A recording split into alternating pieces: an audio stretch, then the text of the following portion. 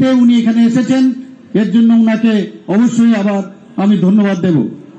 বন্ধুগণ, ত্রিপুরাতে জাতি জনজাতি আমাদের এই যে মৈত্রী সেটা যেন সুদৃঢ় হয়, তার জন্য ভারতীয় জনতা পার্টির আমাদের কেন্দ্রীয় নেতৃত্ব এবং আমাদের যে যশস্বী প্রধানমন্ত্রী নরেন্দ্র মোদীজি সবসময় সর্বতভাবে উনি চেষ্টা করেন এবং চেষ্টা করে যাচ্ছেন। আপনারা সবাই জানেন যে কোভিড মোকাবেলার সময় যশস্বী প্রধানমন্ত্রী নরেন্দ্র মোদীজির মার্গদর্শনে আমাদের এখানে উপস্থিত আমাদের রাষ্ট্রীয় অধ্যক্ষ জেপি নাড্ডাজি আমাদের কার্যকর্তাদের কিভাবে উদ্বুদ্ধ করেছেন। আমরা কেউ রাস্তার মধ্যে বেরোতে পারতাম না তখন। সেই জায়গার মধ্যে উনি আমাদের ভার্চুয়াল মিটিং করে করে সমস্ত কার্যকর্তাকে মাঠে নামিয়েছে, যাতে একজনও ব্যক্তি বিভিন্ন সময়ে বিভিন্নভাবে মানুষ যেন না খেয়ে থাকে তার জন্য ব্যবস্থা, না খেয়ে থাকতে পারে তার জন্য চেষ্টা করেছেন। আমরা খাবার পৌঁছে দিয়ে গেছি, কোভিড ভ্যাকসিনেশনের সময় উনার নির্দেশে আমরা কাজ করে গেছি। এইরকম একজন ব্যক্তিত্ব আমাদের মাঝখানে আজকে এসছেন। আমরা সত্যি আজকে আনন্দিত এবং সময় সময় উনি যে নির্দেশিকা আমাদের দেন তার জন্য ভারতীয় জনতা পার্টির সমস্ত কার্যকর্তা এবং সাধারণ মানুষ পর্যন্ত উনার যে সবসময় উনাকে দেখেন এবং উনাকে অত্যন্ত শ্রদ্ধা সাথে উনাকে সবসময় উনাকে ভাবেন। তো এইরকম একজন ব্যক্তি আজকে এসছেন, আমি আর বিশেষ কিছু বলবো না। আমরা ত্রিপুরা সরকার জনজাতিদের উন্নতির জন্য কি কি করে গেছেন বা আমরা করছি সেই বিষয়গুলো এখানে আমার পূর্ববর্তী বক্তারা রেখেছেন। আমি আর এই বিষয়ে এখানে বিস্তৃতভাবে বলবো না। যার জন্য আপনারা এখানে আছে, যার কথা শোনার জন্য আপনারা এখানে এই রৌদ্রের মধ্যে আপনারা বসে আছেন, আমরা সবাই এখন উনার কথা শুনবো। এই দু চারটি কথা বলে আমি আমার বক্তব্য এখানে শেষ করছি। নমস্কার, বন্দে মাতরম, ভারত মাতা কি জয়। बहुत बहुत धन्यवाद। आं जतनो न कइनाय ताबो तिनि नियाव पान्डा जे बरमनि बागै जों संसाखाबा जे पान्डानि बागै जों दिनरो फायनायजाक आबो ताबुं न जों नंनि बसकांग तुक दङ आं बाय किसिसा आं जतनो कयो आसा सातुं तुमानि बिसंगते किसिसा खालगै अर तंजादि अ पान्डा पायसा इंगे ताव फायआं रंगिनावनो सिने तिनि नारो आक्राना। पहले मैं धन्यवाद देना चाहूंगी आज की जो सभा है, जिनके लिए आज यहाँ पे हम एकत्रित हुए हैं। हमारी इस त्रिपुरा की माता त्रिपुरेश्वरी की पावन भूमि में आपका आगमन हमारे लिए सौभाग्य है और मैं जनजातियों की तरफ से आपका बहुत बहुत आभारी हूँ, जिनके लिए हम अभी तक बैठे हैं, जिनको सुनने के लिए अभी तक हम बैठे हैं। चलिए जोरदार तालियों से बुला लेते हैं हमारे राष्ट्रीय अध्यक्ष जी आदरणीय जेपी नड्डा जी को। सर आप यहाँ पे आइए, आप कुछ शब्द बोले, हमें मार्गदर्शन जो तो यहाँ पकड़ो लाइन।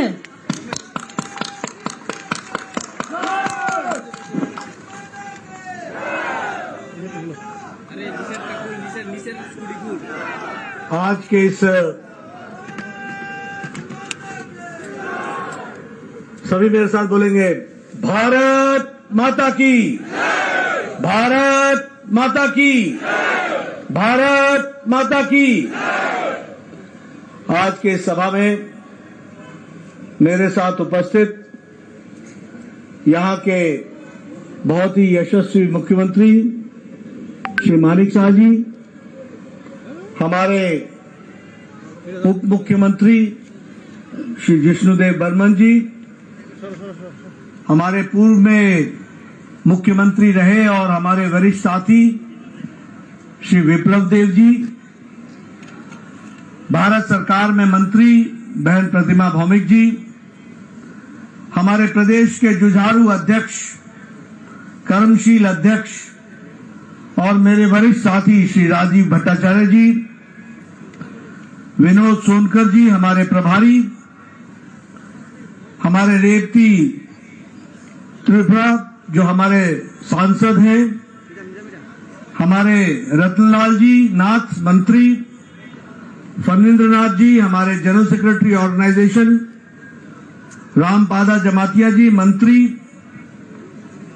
सुश्री संताना चकमा जी, राम प्रसाद पॉल जी, परमजीत जी, भगवान दास जी, सुशांता चौधरी जी, मनोज कांति देव जी, विकास देरबर्मा जी, हमारे अतुल देरबर्मा जी, प्रमोद रियांग जी, परिमल देवबर्मा जी, शंभूलाल चकमा जी, वीरेंद्र किशोर जी, बुरबा मोहन देव त्रिपुरा जी, डीसी हरांग ख्वाल जी, सम्मानित मंच, और यहां इतनी गर्मी में, इतनी धूप में, इतनी दूर दूर से आए हुए हमारे सभी देवियों और सज्जनों, मेरे नौजवान साथियों, मीडिया के मेरे साथी, प्रिंट मीडिया और इलेक्ट्रॉनिक मीडिया के मेरे साथी, मैं अपना सौभाग्य मानता हूं कि मुझे आज इस जनजातीय सम्मेलन में, इस जनसभा में आप सब लोगों के साथ मिलने का, दर्शन करने का सौभाग्य मिला है। सबसे पहले तो मैं त्रिपुरा सुंदरी मां, यहां की देवी, इस पावन भूमि की और सारे देश में जिनको हम सब लोग पूजते हैं, ऐसी माता हमारी त्रिपुरा सुंदरी जी को हम नमन करते हैं, आशीर्वाद लेते हैं और उनका नमन करते हुए हम अपनी बात को प्रारंभ करते हैं। जब मैं यहां आया हूं तो इस वीर भूमि को, इस पवित्र भूमि को, जहां महाराजा वीर विक्रम किशोर माणिक्य जी, जो बहादुर जी, जो यहां के राजा रहे, उसी तरीके से फनी भूषण जी, हमारे स्वतंत्रता सेनानी, शांति भूषण जी, हमारे स्वतंत्रता सेनानी, जिन्होंने त्रिपुरा की और देश की रक्षा के लिए अपने आप को, अपना अस्तित्व समाप्त करके ये लड़ाई लड़ी, ऐसे लोगों को, ऐसे वीर लोगों को मैं नमन करता हूं और उनसे आशीर्वाद प्राप्त करता हूं। मैं यहां सभी जनजाति नेताओं का भी आदर समेत उनको भी मैं नमन करता हूं। यह त्रिपुरा की भूमि जो विभिन्न जनजातियों से, लगभग 19 समुदायों से, 19 जनजातियों से त्रिपुरा प्रदेश एक तरीके से खुशहाल आगे बढ़ने वाला, अपनी आकांक्षाओं को पूरा करते हुए आगे बढ़ने का, पहले विप्लव देव जी और मानिक शाह जी के नेतृत्व में यह प्रदेश आगे बढ़ने के लिए जो आगे बढ़ा है, ऐसी पवित्र भूमि को जहां मैं नमन करता हूं, वहीं मैं जनजातीय समुदाय को भी नमन करता हूं और आशीर्वाद लेकर के अपनी बात को प्रारंभ करता हूं। हम भील जनजाति, भूटिया जनजाति, चकमा जनजाति, गारो जनजाति, जमातिया जनजाति और सभी 19 जनजातियों को भूल नहीं सकते हैं, क्योंकि उन्होंने त्रिपुरा की संस्कृति के साथ साथ भारत की संस्कृति की रक्षा के लिए मुख्य धारा में शामिल होकर के इस प्रदेश को और इस देश को आगे बढ़ाने में अपना योगदान किया है। वैसे ही जब मैं जनजातीय समुदाय की बात करता हूं तो हम लोग एक खूबी जनजातीय समुदाय के बारे में जानते हैं कि वह, उनका चाहे जनजाति हो, चाहे उनका इलाका हो, चाहे उनका गांव हो, ये आत्मनिर्भर समाज की कल्पना, ये जनजातीय समाज की कल्पना से जुड़ा हुआ है। जहां जनजाति होती है वो आत्मनिर्भर होने के लिए अपने ही समुदाय के साथ आत्मनिर्भरता की ओर बढ़ने का प्रयास करती है। और हम सबके लिए बड़ा ही गौरव का विषय है कि प्रधानमंत्री नरेंद्र मोदी जी ने इस देश की जनजाति ताकत को पहचाना। भारत के यशस्वी मुख्यमंत्री ने, प्रधानमंत्री ने इस देश के जनजाति गौरव को पहचाना। यह जनजाति समाज सिर्फ देखने में सीधा साधा देशभक्ति नहीं है, यह वह समाज है जिसने जब जब इस देश पर कोई संकट आया है तो रक्षा करने के लिए जनजाति समाज हमेशा अग्रसर रहा है। ऐसे को पहचाना है तो हमारे प्रधानमंत्री मोदी जी ने पहचाना है। और इसीलिए आज हम खुशी के साथ कह सकते हैं कि भारत के यशस्वी प्रधानमंत्री ने जनजाति समाज को अमृतकाल के अवसर में 75 साल की आजादी के पश्चात भारत के सर्वोच्च पद पर अगर किसी को बैठाने का काम किया है तो वो जनजाति महिला आदरणीय श्रीमती द्रौपदी मुर्मू को वहां पर सुशोभित किया है।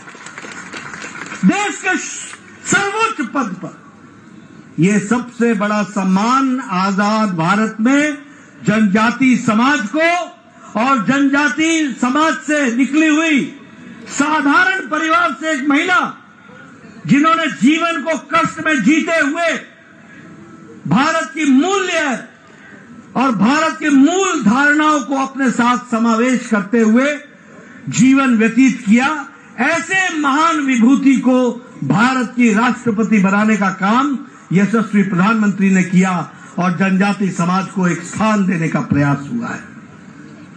उसी तरीके से मैं जब जनजाति समुदाय के साथियों से मिल रहा हूं तो मैं ये गौरव के साथ कह सकता हूं कि पहली बार भारत सरकार में इतना ज्यादा प्रतिनिधित्व सरकार में जनजाति समाज को दिया तो नरेंद्र मोदी जी ने दिया।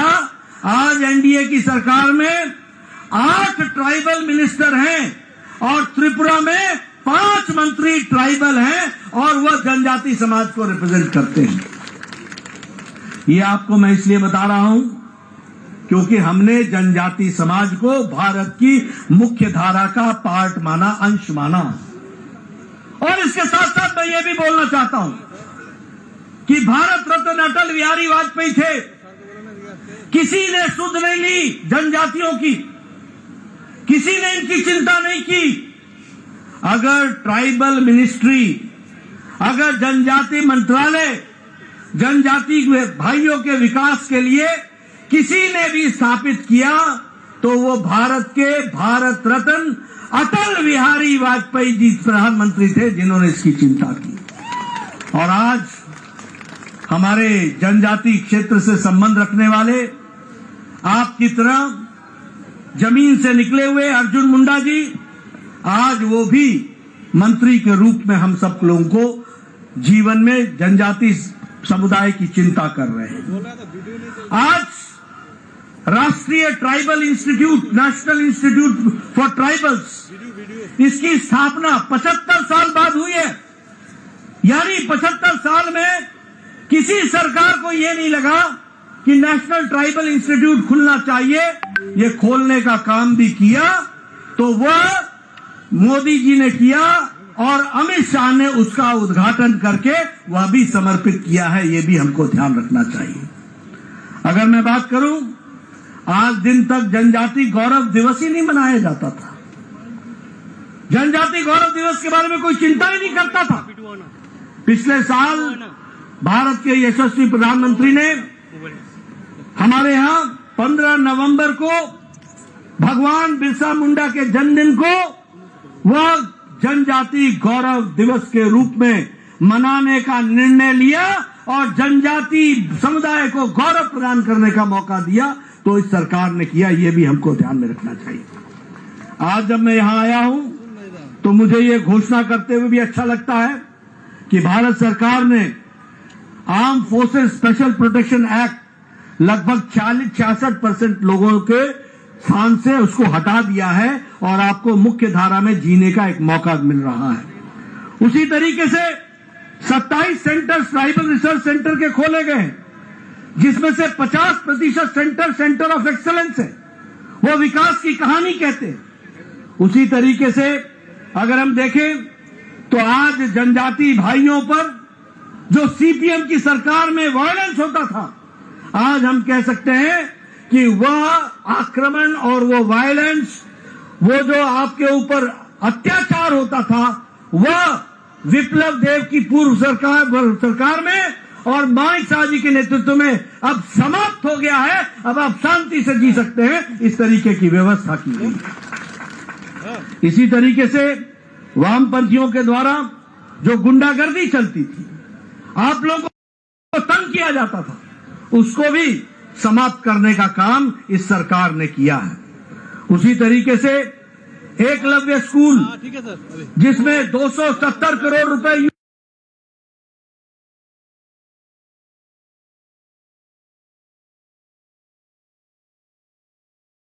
यूपीए की सरकार खर्च करती थी, आज 1400 करोड़ रुपए भारत सरकार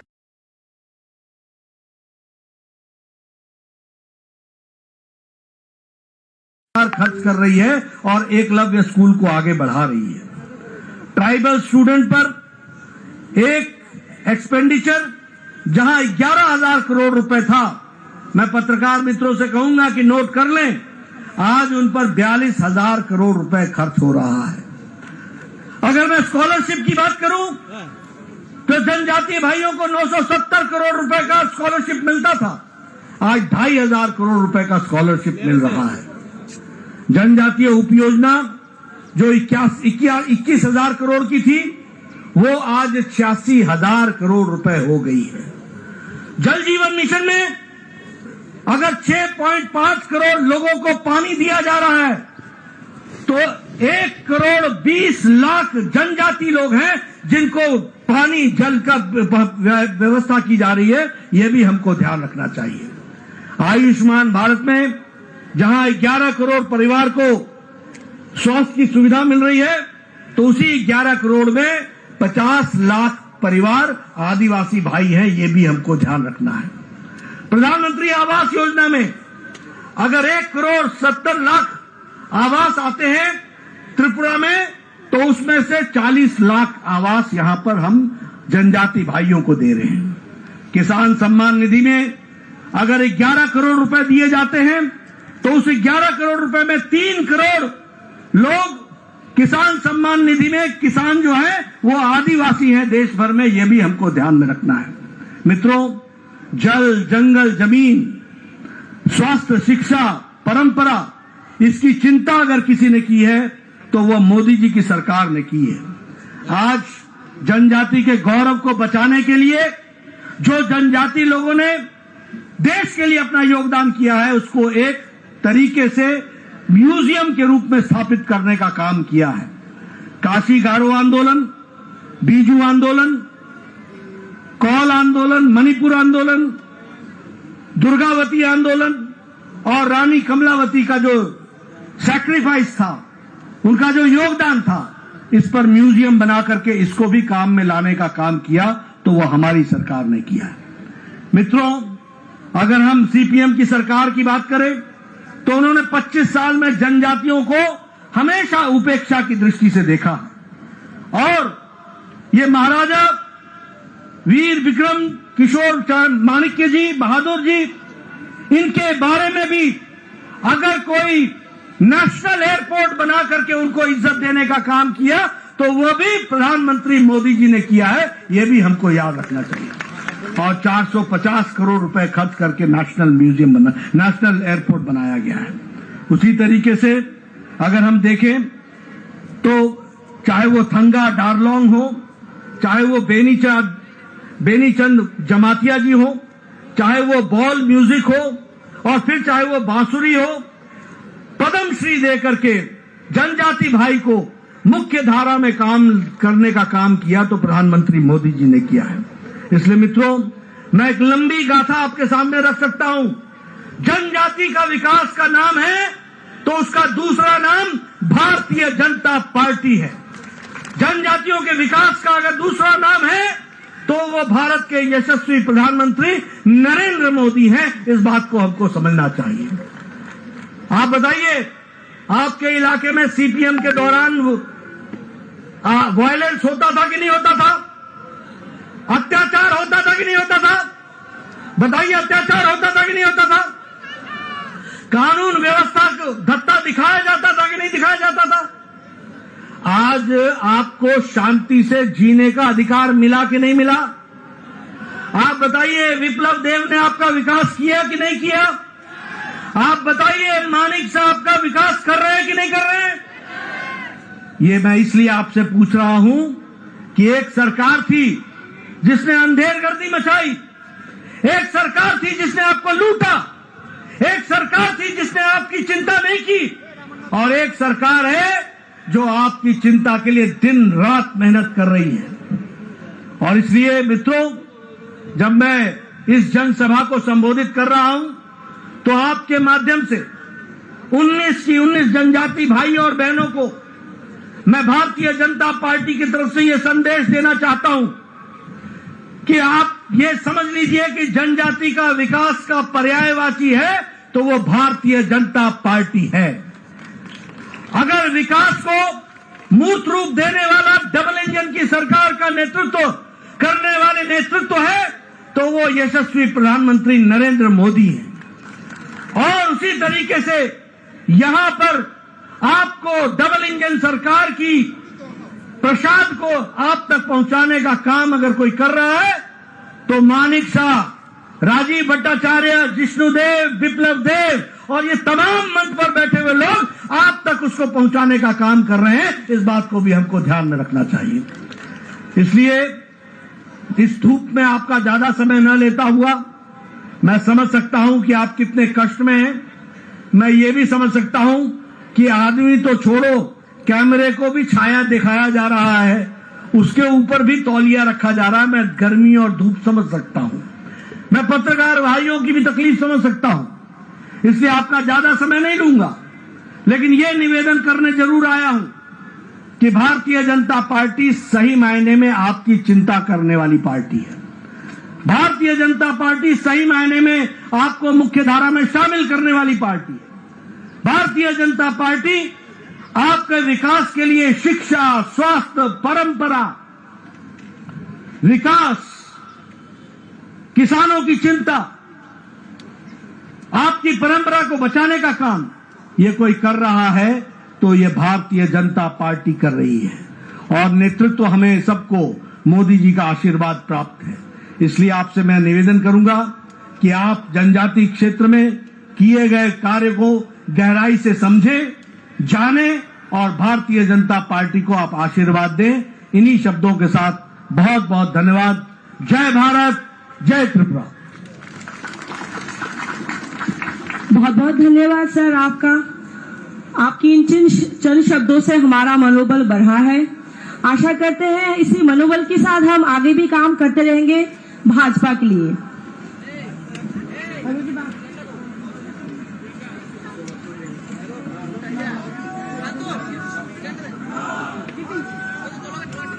जय जय भारत माता की जय, भारत माता की जय, भारत माता की जय, भारत माता की जय।